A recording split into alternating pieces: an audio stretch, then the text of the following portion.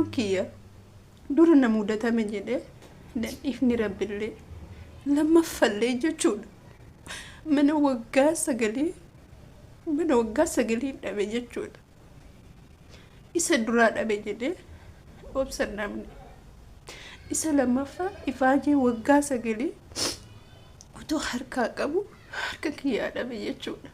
Dhugaa dubbachuu waan baay'ee namatti dhagamu. Munaa nutti hin booyin akka hin jenne. Viidiyoo kana dhaggeeffatanii jirtu. Warreen immoo viidiyoo kana dhaggeeffanne hanga dhuma isaatti Munaa Tuubirraa argachuu dandeessu. Munaa Tuubiin eenyu turte yoo jettan, Munaa Tuubii shamarree biyya Arabaa baay'ee cimtuu fi jabduu nama chaayinaala asitti banattee irratti hojjechaa turte. Shamarree cimtuu sirriitti kan ishii beeknudha warra sooshaal miidiyaa jirru kun jechuudha. Har'a immoo maaltu ishii mudate? Mudannoo meeqa qormaata meeqa akka jireenya ishii keessatti mudate yeroo imimmaan ishiin buustee boossuu dhaqaati waa biraa miti qarshiidhaan na gargaara hin jettu. Isin immoo laayik sheerii sabskiraayibii godhaati. Mucayyoon kun hedduu miidhamte wanta jiruuf jajjabeessuun immoo nuti yoo waliin jabeessine namni biraa nuuf hin jabeessu. Nagaarree sin gaafachuun dagane nagaaf jaalalli waaqayyoo haalaaf bakka jirtanitti isiniif haa baay'atu. Obboleeyyan koo amantaa birootaa taayyoyyaa ashamaa harka fuunee jira jirtu nagaa keessaniin isiniin jedha. Egaa akkuma dura viidiyoo argitan Munaa Tuubii namni hin beekne hin jirtanii. Shamarree cimtuu fi akkuma keenya kushiinaa madaamii keessa saa 24 konkolaattee kan hojjettu har'a dadhabe nagaheera kara biyya kootitti hangala gaafa jettu kara biyya ishiittis gaafa galtu waan boolee keessatti ishii mudate saamamni paaspoora qofaadha. Meeshaa ishii madadaa saamamtee paaspoora qofaa fi lubbuun ishii qofti akka ba'e isiniif himteetii jirti jechuudha. Har'a immoo viidiyoo kutaa lammaffaa gaafa qabattee dhuftu ifaajee waggaa 9 jechuun osoo maatiin ofii nyaateerree maatiin ofii nama jalaa balleessee maatii ofiitu nama jalaa balleessee nyaatamee jedhama. Har'a garuu namoonni baay'ee shamarran hedduun gola madaamii keessa hojjetanii mana ijaarratanii galeetan itti boqodha jedhanii gaafa mana isaanii galan osoo guyyaa tokko keessatti hin boqatin kan manni isaanii irraa diigame kumaatama jechuudha. Kan isaanii kan waaqayyoon obsa kenneefi kaleessa hojjedheetan fidee har'as hojjechuutiin qaba har'as hojjedheetan fida jedhee bira darba. Kan immoo obsa hin qabne dafeetuma asii umurii isaa humna isaa waa hunda asitti gubee gaafa biyya sanaan galee boqadha jedhu kan isa mudatu immoo wanta hedduudha jechuudha. Kanarratti immoo warri obsa qaban maalidha birritti inama nu bor hojjennee fiduu dandeenya jedhaniitu makara waaqayyootti boo warri kaan immoo lubbuu isaanii balleessu jechuudha. Ani kanan filadhu har'a kan hojjettee fidduu addunyaa kanarraa wanti ati sodaachuu qabdu fayyaa qofa.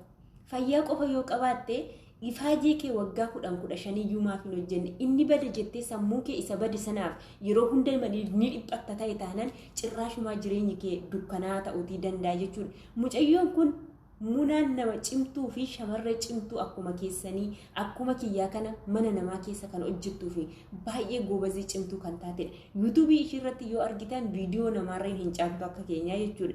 Viidiyoo mataa ishiitii yeroo daqiiqaa 5-10 qabaatu yeroo ofii ishiitiif miidiyaa irratti baatee hojjechaatii turte jechuudha. Har'a garuu gaafa biyya galtu qabeenyi ishii asii qabattee galte boolee gubbaarratti miidhamee yeroo baay'ee ijoolleen keenya muudiin amma ittiin dhufee attoonni amma yeroo dhufanii duratti namni dhiirota sodaata jechuudha. Attu dhiirota nu saamaa dhiirota kun dhiira nu saama jenne yeroo ammaa kana kan saamichaan tokkoffaa ta'e shamarran kun immoo dhiqatanii uffatanii eessa deemta anis bakka kanan deema wajjin hin deemna jedhanii tooftaa akkanaa ummatanii nama zarafaati jiru jechuudha. Isin shamaraa omaan angootu shamaruma akka kootiti omaan angootu jettaniiti wajjin hin deemuu dandeessu. Garuu ishiin dhiira fuuldura godhattee ofii ishiititi akkuma nama biyya Arabaatii dhufee yookiin immoo bakka kanan deema yoo sin jettanii anis koo bakka kanan deema maarree waliin deemna jedhanii akkasitti haala mijeeffatanii wal qindeessaniiti jechuudha. Kanaafuu shamarran irraarree fagaadhaan isin hin jedha.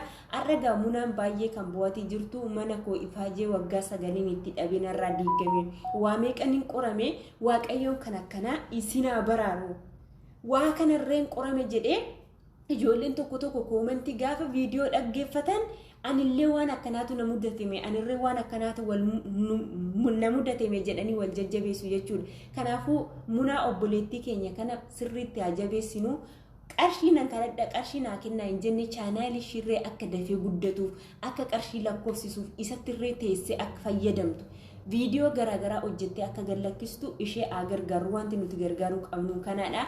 Asumaanuu munaa obboleettii koo jabaadhu ati duraanuu shamarree cimtuudha waan ta'eef inni bade sitti hin dhaga'amini kan amma ati gochuutii qabdu akkuma duraan obsa qabaatte kana har'arree obsa qabaattee borullee akka guyyaan dukkanaa'e kun akka guyyaan sitti dukkanaa'e kana akka borusii ifu waan beektuuf har'arree viidiyoo kana namni nagargaaraa jettee miti gaafa imimmaan akkasitti gadi buustee bo'atee jirtu irraa baradhaa namoota meeqatu akka shii kana miidhamaatii jira akka shii kana saamamaatii kan jiran namoota hedduudha jechuudha. Kanaafuu narraa baradhaa waan akkanaatu jira jetteeti kan barnoota nu kennitu obboleettiin keenya kun mee meeqa keessattu akkasii saamamee meeqa keessattu manni isin irratti diigamee meeqa keessattu obsa qabaatee obsa sanaan diigamus jettanii birrii gatii unkaan waggaa 9 dhiisati maaliif jiini tokko mindaan ji'a tokko akka malee yoo baate karoora malee yoo baate itti dafqitaniit irriiba itti dhabdanii hundi keenyaa ni beekna akkamiin akka birrii sana finnu ji'atti akkamiin akka birrii sana finnu